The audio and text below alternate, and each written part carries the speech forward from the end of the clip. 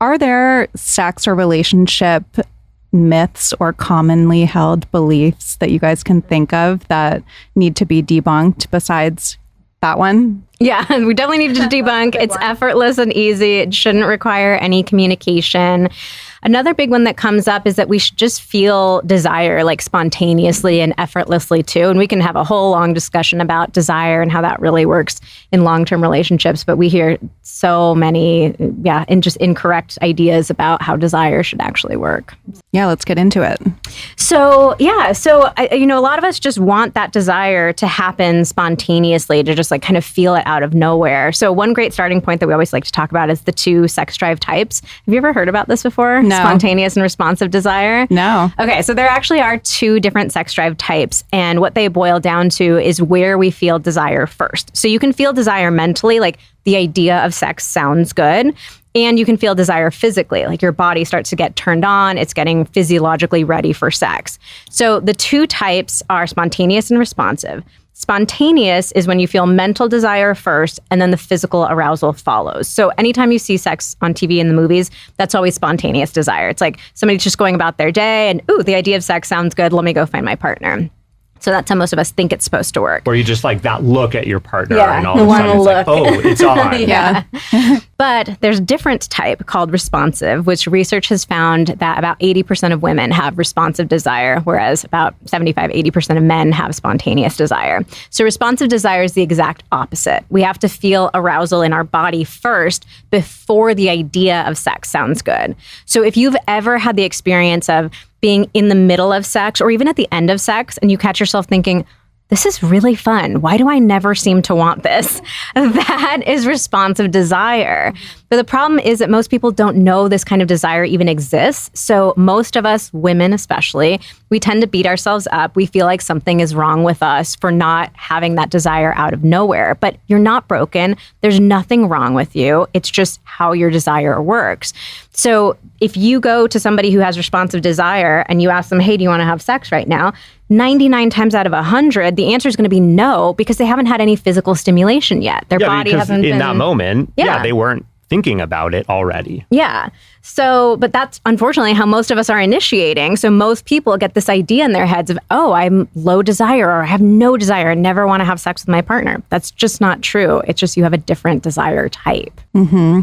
Yeah, I think that mismatched libido thing is another thing that contributes to a lot of people getting to that point, right? Where they feel like, well, I don't know if this is the person for me. Yeah. And I've heard you talk about this as well, where you're like, think about dinner. I mean, you're both not going to be in the same mood for the same kind of dinner at night. Like, why do you expect that your 2 different people are going to have the exact same libido at the exact same time? I mean, it just doesn't make sense. And yet we like hold on to this ideal or something. And then when it doesn't happen, we're like, oh, it's not the right It's another myth that we need to get rid of, for sure. Yeah, like it would be so weird. If you really think about it, it would be so weird if every single time you wanted to have sex, magically your partner wanted to have sex in that exact moment, the exact same kind of sex that you want to have. You have the time, space, privacy to happen in that moment. Like that would just be strange.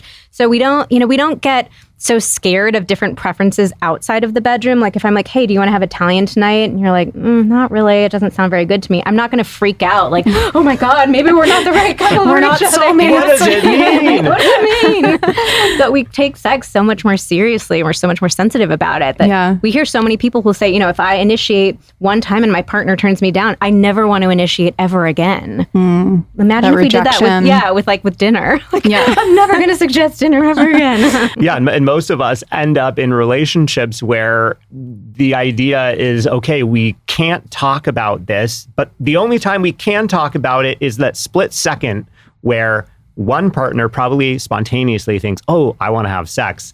I'm going to ask my partner. And then you're asking them the question that is basically, you already know the answer is, the honest answer in that moment is going to be no, because your partner probably doesn't have spontaneous desire. It's as if it's like you are taking a class and there's no exams. There's only pop quizzes. Like all you're doing are like surprise pop quizzes. And like no one's going to want to take that class, right? Like that sucks. Like that like knowing, oh God, like I'm gonna walk in one day and they're gonna give me a test and I'm not sure I'm ready for it. And like that's how we're doing sex in most relationships.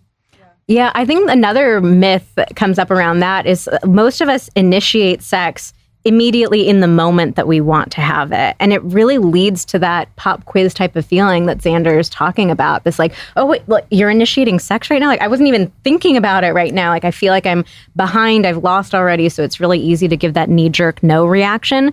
But I've been playing around a lot lately with this idea that I actually don't think we should initiate in the moment. I think we should create more space in between the initiation and the actual sex. So like, not only to give us time to get aroused, get turned on, like get our brains to click out of like, okay, I was, just in my busy day mode into let me be with my partner mode, but also to allow ourselves to build up a sense of anticipation. Like think about when you go on vacation, it's so much fun leading up to the vacation because you're like picturing it in your head. Like, oh, I'm leaving in 3 weeks now. Oh, that hotel I'm so excited to go stay at. Oh, we have that dinner reservation. I can't wait. I've already checked out all the menu. Like you build up so much excitement leading into it. And a lot of times people even say it's like the anticipation of that event can sometimes be just as fun as the event itself. So if we can give ourselves that space to like create more anticipation for sex, I think that can be so much more fun than that like split second, hey, you want to do it right now. And it changes your physiology, right? I don't know if this is a good comparison, but I'm a former addict, alcoholic, 11 years sober. Congratulations. Thank you. But I remember learning that people who knew that they were going to go drink or knew that they were going to go get their drug actually started to change physiologically before they actually got it because they knew, like in anticipation. So I wonder if it's the same kind of thing where if you're scheduling sex, I don't know if that's what you're talking about. Maybe you can give us some tips for how to do this. Too, yeah. But if you know that that's going to happen, then hormones are changing. I don't know. Is that possible? Spot on. Yeah, absolutely. Yeah, I mean, I think there's a lot of research that shows that the anticipation of pleasure often yields a bigger dopamine release than the actual like achieving of that pleasure. Like I think that there's been a lot of research with like people doing slot machines, and it's like you get more dopamine when you pull the lever than when you actually win. That's a better, Which is why- I'm like, what's better than free money? But no, like we feel better like pulling that. Like, what's gonna happen? What's gonna happen? Yeah. Yeah. So what tips do you have for the listeners to do this? So I want people to think about, creating more space in between the initiation and when they actually have sex. And I would also think about like, what are the kinds of initiation that you enjoy personally? So in our book, we talk about the initiation styles model that we created. It's very similar to love languages, this idea that, we all like to give and receive love in different ways. The initiation styles is similar, where we all like to have sex initiated or to initiate with our partner in different ways. So we need to understand each other's language, each other's style, so that we can do it in a way that works for them. So like a practical thing that people can do is try to think about 1 to 3 times that your partner initiated sex in the past that you really enjoyed, that like felt like an exciting invitation to you. Because ultimately, that's what initiation is supposed to feel like, an invitation, something we want to say yes to. And these can vary wildly. Like we have one style that is called take care of me. And for somebody who has that style, you like when your partner does things for you. Like, so maybe it's that they've cleaned the kitchen without, you don't even have to ask them. You don't have to get on their case. They're just like, I'm an adult. I can clean a kitchen. I'll take care of it. Maybe it's they say, hey, I'll take over kids' bedtime tonight. I'll manage it. You go take a bath. Or I drew a bath for you. Get in there and enjoy it. So that feeling of like, you're taking care of me, you're pampering me. It's more about that like emotional connection. Whereas another person might like a much more physical initiation, like just push me up against the wall and have your way with me. Like that's super sexy. We have a vote for that in the studio. But to somebody else, that might like if somebody else pushed, their partner up against the wall, they might say like, whoa, like, what are you doing? Leave me alone. Like that's way too aggressive. So if we don't understand the specific ways our partner likes to initiate, we're going to be doing it and likely in the ways that don't really work for us. Yeah. And just like the love languages, I think when so many people learn about love languages, they realize, oh my God, I've been showing love in the way that I like it because I just assume that everybody else thinks like me. Right. And then as soon as you realize, oh, there's actually a lot of different types. And for someone who's a different type than me, like my way seems totally foreign and honestly kind of weird. So it's so powerful to be able to understand what your type is, what your partner's type is, because then you'll probably start to realize, oh, shoot, I've been doing it in the way that, maybe I'd like someone to do with me. And that's just like falling on deaf ears with my partner, right? Like I have to change my approach to do it in a way that's exciting for them. And it's a really fun conversation to have with your partner too, to like give them specifics, because it feels fun for your partner. Like, ooh, I'm getting the cheat code now, like how to do this.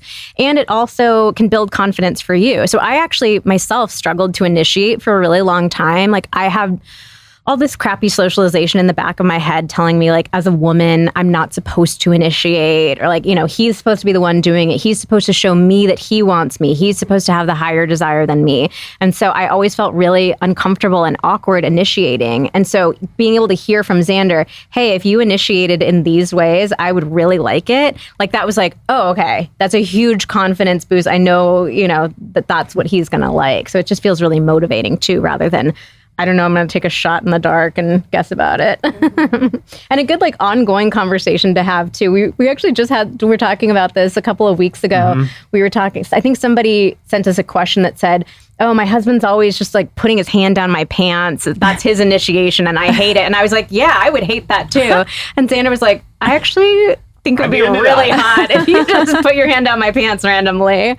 He's like, you could do that more often. And I was like, oh, okay. I didn't even, It's so funny how easy it is for us to assume that our partner operates the same way we do, even though we've talked about this a million times before, but I was like, oh, okay, I'll go for it. And I think you have to keep talking about it, because it says like it's not enough to like just answer these questions once at the beginning of your relationship, because the reality is it's so easy to forget things. We see the world through our eyes with our own biases and our own experience.